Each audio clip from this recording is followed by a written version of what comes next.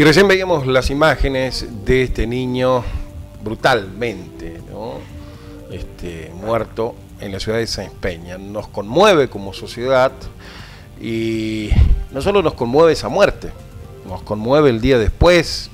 Primero, que a los minutos de ocurrido el hecho se viralice la imagen del menor con una bala en el pecho, no en los medios, sino a través de WhatsApp, a través de las redes. Hay que ser muy HDP para hacer trascender estas imágenes, no para los que la multiplican, sino para el que sacó la fotografía o los responsables de tener confidencialidad en esto, ¿no? Es un niño de 13 años, que me imagino la madre, el padre, viendo esas fotos. Y para tratar de entendernos, lo cual no es fácil como sociedad, estamos con Gustavo Ereño, operador en Psicología Social, director de la Escuela de Psicología Social del Chaco. Buenas noches, Gustavo, ¿cómo le va? Buenas noches, Marcelo, ¿cómo está? Bueno, conmovido, me imagino, por esta situación y esta demonización de los niños, ¿no? Nos cuesta esto. Sí, conmovido, sobre todo creo que es la palabra adecuada y correcta, y creo que es también el desafío por estas horas de poder dejarse conmover por esto que nos está pasando como sociedad, más allá de las situaciones y de todo lo que se ha dicho y circula al respecto.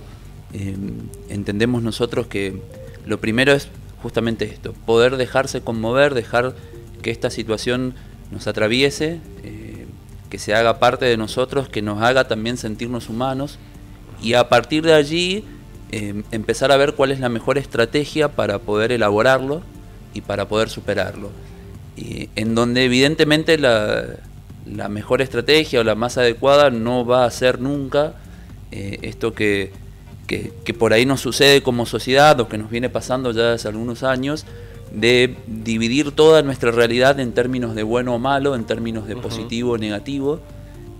Esto no es bueno, esto es un mecanismo defensivo propio de una cuestión de tipo paranoide, es decir, de sentirse perseguido.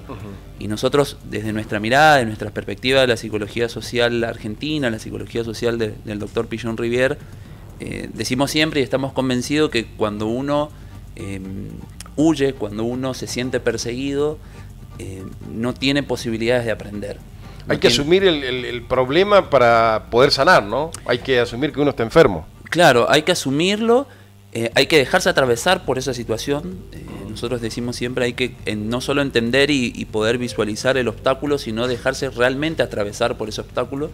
No intentar evitarlo o reprimirlo desde algún mecanismo inconsciente, sino poder enfrentarlo y poder, a partir de la situación y de la realidad, empezar a ver qué podemos elaborar como respuesta, pero como respuesta que sea integradora. Claro.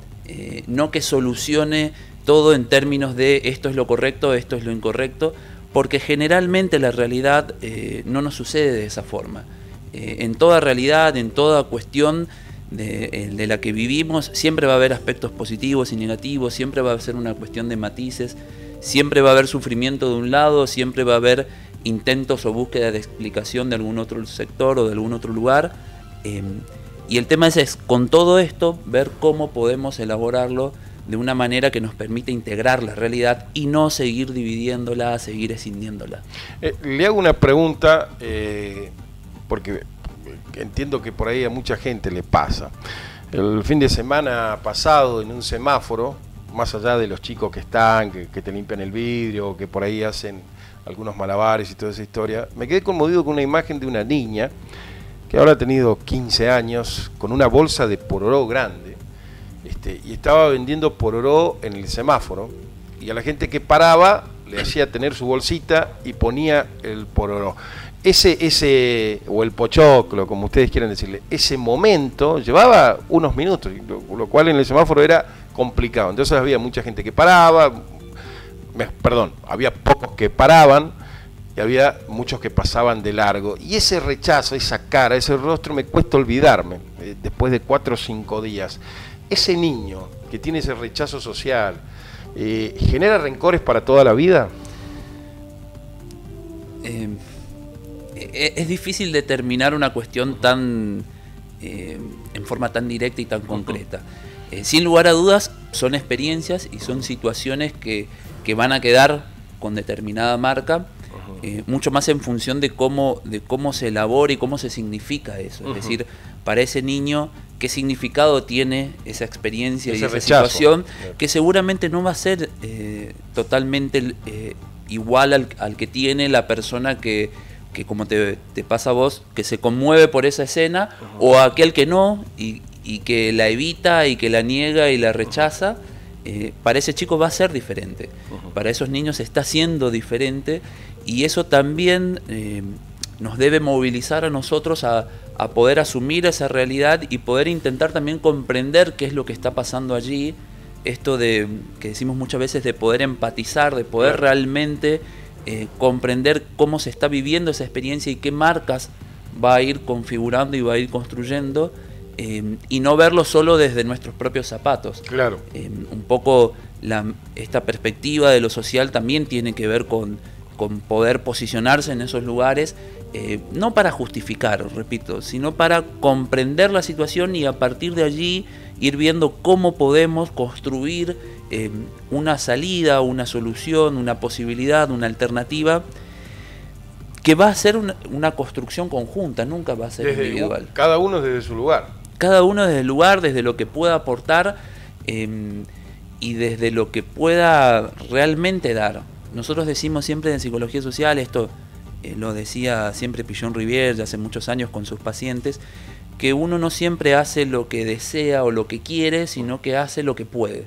Nuestra conducta también es resultado de hasta dónde podemos hacer. Que eso no nos quita responsabilidades, pero nos permite comprender hasta dónde somos capaces y hasta dónde nos da el cuerpo para hacer.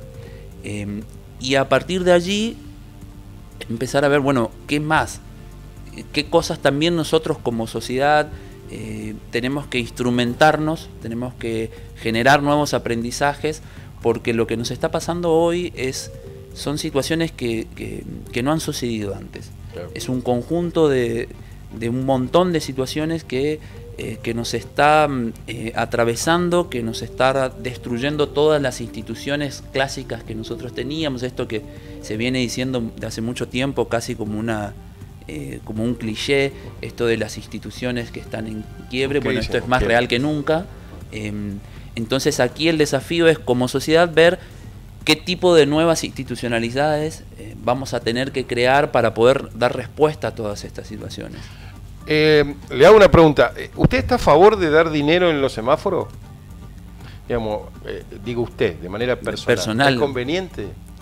Hay gente que tiene dos posiciones con esto. Dice, si yo doy dinero, él va a seguir yendo al semáforo, va a pedir dinero ese chico, y a lo mejor ese dinero va para su papá, que lo explota y todo eso. Y si yo dejo de dar, eso es una posición que tenía Susana Simonowski, la ex esposa del intendente Pepo, cuando era secretaria de Desarrollo Social. Hizo una campaña de esto, dijo, si yo dejo de dar no van a pedir más. ¿Usted qué dice? Yo creo que en realidad, a ver, si se quiere desde un punto de vista más científico, no se ha determinado que ninguna de las dos situaciones sea reales o demostrables con cuestiones concretas y específicas de decir hemos hecho un estudio y hemos analizado. No ha habido nada desde una mirada más de tipo científica, y por ende entonces entiendo que la interpretación de esta situación es mucho más personal y tiene que ver con una cuestión mucho más subjetiva. Yo lo que creo es que uno tiene que hacer lo que crea que es lo que corresponde en ese momento, y tiene que ser fiel a eso. Si uno se conmueve por la situación y cree que es desde lo que pueda aportar en ese momento ayuda a algo y a calmar, y bueno, lo tiene que hacer. Y si cree lo contrario, si cree que no, pero lo cree realmente desde una cuestión de firmeza en esa creencia, porque realmente lo cree así, de una cuestión de convicción, y no por una cuestión de facilidad, de porque es más sencillo, bueno, que actúe de esa manera. El tema es poder ser genuinos y poder sostener nuestra actuación. Lo malo quizás de las dos posibles actitudes es el qué pasa después del dar una moneda o del no dar una moneda. ¿Cómo termina? Porque la historia real es el después. Si yo no doy una moneda y me voy y no hago nada, es lo mismo que si doy una moneda y me voy y no hago nada. La respuesta posterior termina siendo la misma. Y lo otro se encierra en una cuestión casi anecdótica. Quizás acá, en lo que nosotros, por lo menos, o esto es más personal mío, yo digo, la cuestión no es el momento y la anécdota, sino el qué me moviliza eso, pero desde lo real, es decir, ¿qué hago después de eso? ¿A qué me mueve a actuar? Que no quede solo una cuestión de un pensamiento, de un sentimiento, sino que se pueda ser llevado a la acción. ¿Qué le decimos a los padres que hoy estaba escuchando un artículo que decía que uno comienza a sentirse pobre, a sentirse humilde cuando va a la escuela? Porque ahí se encuentra con sus pares, se encuentra con otros niños. La verdad que muy dura esa determinación, un trabajo que se está haciendo y que ya ha tenido más de 1 millón de reproducciones en las redes, justamente, un trabajo experimental. Lo vamos a pasar en algún momento aquí. ¿Qué le decimos al papá, a la mamá, que está viendo en este momento, y por eso quería que le abra esa cámara, Gustavo, si es tan amable, para ver, veo que los chicos preguntan, ¿a cuánto está el dólar, papi? ¿Qué dijo el presidente? Empiezan también a internalizar, porque claro, como el problema se charla en la mesa o se charla en familia, ya pasa a ser un problema de los niños también, ¿eh? Sí, o genera repercusiones, hoy todo genera impacto. El proceso de socialización de un chico ya no está encerrado solamente en su entorno familiar de papá, mamá, hermanos y alguna cuestión más familiar íntima. Hoy las redes sociales, el mundo, la propia globalización lleva a que esta experiencia de construirse como parte de una sociedad es mucho más amplia, es mucho más grande, y se incorporan la posibilidad de leer y de interpretar los conflictos y las angustias. Es muy propio y es muy lógico que un chico capte, que sienta, que resuene con las angustias y con lo que está padeciendo los padres, ya sea de que esa angustia tenga cuestiones reales que pueda tener que ver con una situación económica, con la pérdida de un empleo, con la pérdida de un poder adquisitivo, o no, o sea más de tipo simbólica, a través de los medios. Sí, o sea simplemente simbólica, pero hay algo que está flotando y que los chicos lo van a captar. Aquí vuelve a construirse el desafío de qué nuevas soluciones damos a estos nuevos problemas, a estas nuevas situaciones que antes no pasaban. Antes los chicos no estaban habilitados a hablar de determinados temas o determinadas cuestiones, y hoy hay casi un reclamo y una necesidad de plantear y de querer comprender. Y cuando la pregunta viene y cuando la pregunta surge, hay que intentar dar una respuesta. Una respuesta que sea lo más real posible, lo más verdadera, lo más cierta, en las posibilidades de comprensión que ese niño tenga. Pero lo peor que se puede hacer ante una pregunta es evitar la respuesta. No existe la verdad absoluta. No, nada. No existe lo real con mayúscula. Existen multiplicidad de realidades de las que nos toca vivir a cada una y de cómo cada uno interpreta en función de su subjetividad. Le hago una última pregunta, Gustavo. Le agradezco mucho su presencia. Seguramente ya lo vamos a invitar. Dayana Miranda se va a encargar de volver a citarlo para hablar, y esperemos que no de crisis solamente, ¿no? Sí. Que hablemos de otras cuestiones. El otro día debatíamos justamente quién está más preparado para la vida, decía. ¿Un niño con 10 que sea introvertido? ¿O un niño con 7, digo niño o niña, que tenga relaciones sociales? El 10 y el 7 es una nota numérica, claro. Una evaluación. Claro. Uno introvertido y otra con relaciones sociales, ¿no? Es muy difícil. Es muy difícil determinar a un niño porque si bien en la niñez hay cuestiones que son marcas y que se van a construir a modo de matrices, de modelos, el gran desafío no es si un chico es introvertido o extrovertido. El gran desafío es cuáles son los modelos y las matrices que incorpora de cómo se aprende la realidad. Después la característica, el estilo de introvertido, extrovertido es una cuestión de estilo. El tema es cómo aprende ese chico a qué hacer cuando se enfrenta con una frustración. Que es un poco también lo que nos está pasando hoy como sociedades. no estamos siendo capaces los adultos de dar respuesta a las frustraciones que nos están tocando vivir. Por eso nos cuesta tanto el mundial, ¿no? Sí, todo. Pero de última, en lo deportivo hemos tenido otras experiencias, claro, y de alguna u otra manera o le echamos la culpa a uno o creyendo que con algún cambio se soluciona. El tema es con otras situaciones de nuestra realidad que no nos han tocado vivir antes. Y que hoy no estamos siendo capaces de encontrar la salida, y todas las respuestas que estamos teniendo como sociedad, como conjunto, terminan siendo muy estereotipadas. Respondemos de esta forma porque es la única forma que estamos sabiendo hacerlo, y no nos estamos dando cuenta, o sí nos damos cuenta, pero no encontramos qué hacer, de que no está resultando operativa, porque no nos está funcionando.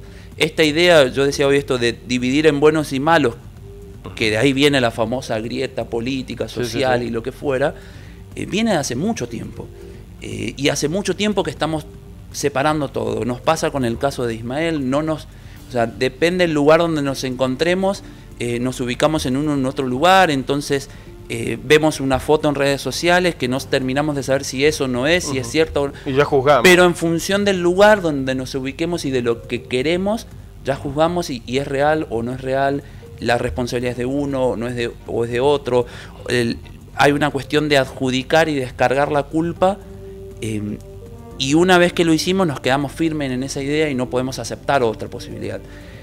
Eso que nos pasa hoy como adultos, que tenemos que encontrar la manera de solucionar, de poder, ante toda esta angustia, que nos sirva como señal para dar una respuesta integradora, no una respuesta que siga siendo estereotipada.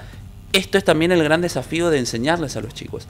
Después el estilo, si lo hace introvertidamente o lo hace extrovertidamente, tendrán que ver con estilos que lo guiarán y lo irán marcando a qué se dedicará en su vida. Hay que tolerar la frustración, ¿no? Sí, que puede pasar. Quizás si se dedica el día de mañana a una expresión más de tipo artística, que sea introvertido le puede servir. Claro. Ahora, si se quiere dedicar a una cuestión más social o al periodismo, quizás le sirva más claro, ser extrovertido. Pero el gran desafío es cómo elaboramos nuestras frustraciones, qué hacemos ante esas frustraciones. Y en los niños esto es importantísimo porque se marcan, quedan marcas y huellas que después de adultos es más difícil. No es imposible de trabajarlas. Y por lo menos nosotros, desde nuestra mirada de la psicología social, estamos convencidos que la manera de poder elaborar esto que nos está pasando es juntos, volviendo a vincularnos, volviendo a recuperar la interacción, las relaciones vinculares entre nosotros, volviendo a conocernos también como sociedad, a recuperar qué creemos y qué esperamos de los otros, para a partir de allí poder construir una respuesta nueva, diferente a lo que venimos haciendo. Muchísimas gracias, Gustavo Bereño. No, muchas gracias a vos, Marcelo, por la invitación y por permitirnos estar acá y comunicarnos también con la audiencia. Muchas gracias. Nos reencontramos en minutos. Pausa y ya volvemos con Noticiero 9.